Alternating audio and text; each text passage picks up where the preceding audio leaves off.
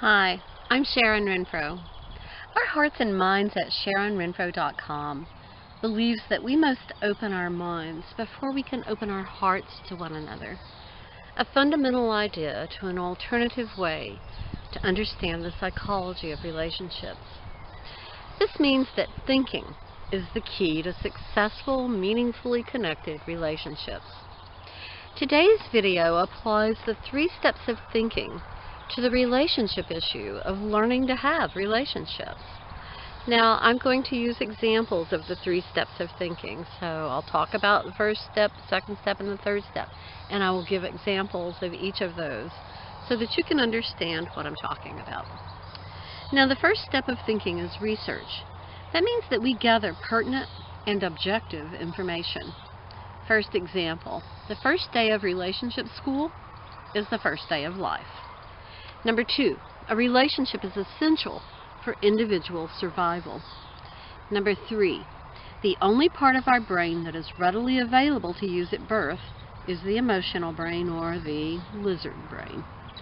Number 4, the first relationship lessons use this emotional brain.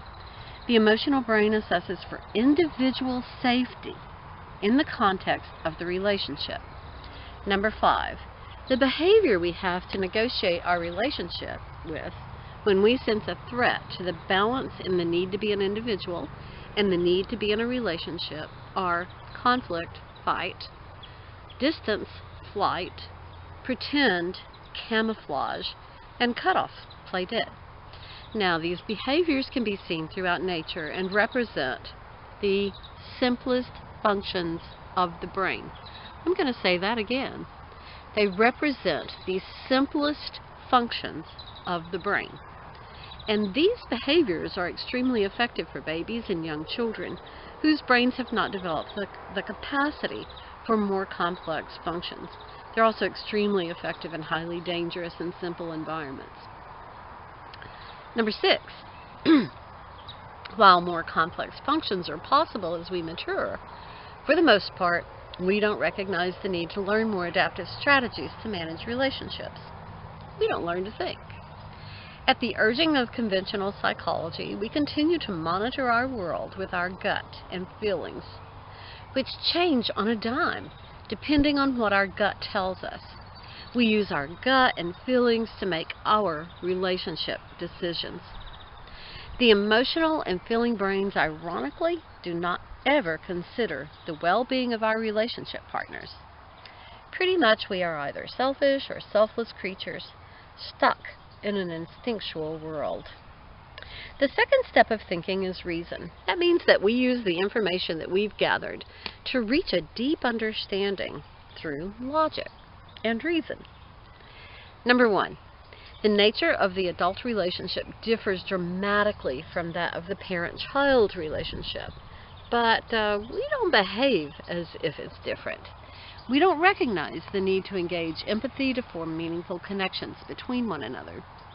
Number 2, we do not solve relationship problems or seek solutions. Instead, we move from one problem to the next, totally focused about what is going wrong. Number 3, when learning should have started in earnest to have successful adult relationships, we simply continue to do what we've done since birth. Very maladaptive and totally insufficient for what we say we want. Number 4, we sink into intense feeling states, lamenting the state of our relationship, instead of figuring out what we need to learn to think. We dump the relationship, cloaked in the assumption that the relationship is the problem, or we relegate ourselves to an unfulfilled, miserable life, because we made our bed and now we have to lie in it. Step 3 of thinking is reflection. And that means that we use the understanding to expand our awareness, which allows us to relate to each other with compassion, meaningful connection, and authenticity. We see ourselves as an individual, and we see ourselves as part of a relationship system. Number 1, we accept that learning to have a relationship is a doable process. Number 2, the later one begins the process of learning to think, the more challenging it will be to achieve the pinnacle of thinking. empathy. Number 3, ask yourself questions. How does using my gut leave out consideration of my partner? What observations can I make about my feelings? Do feelings last? Are feelings reliable? What causes my feelings to change? What results when my feelings suddenly change? If I were my relationship partner, how would I experience my behavior toward him or her? Number 4, begin the process of defining yourself so you stand on solid ground. A, what do you value? What's important to you? B, what do you believe? How will your values affect your expectations about your relationships? C, what are my principles? How will I determine my behaviors based on my values and beliefs in relation to the lives of others? D, is my behavior consistent with what I say I value and believe?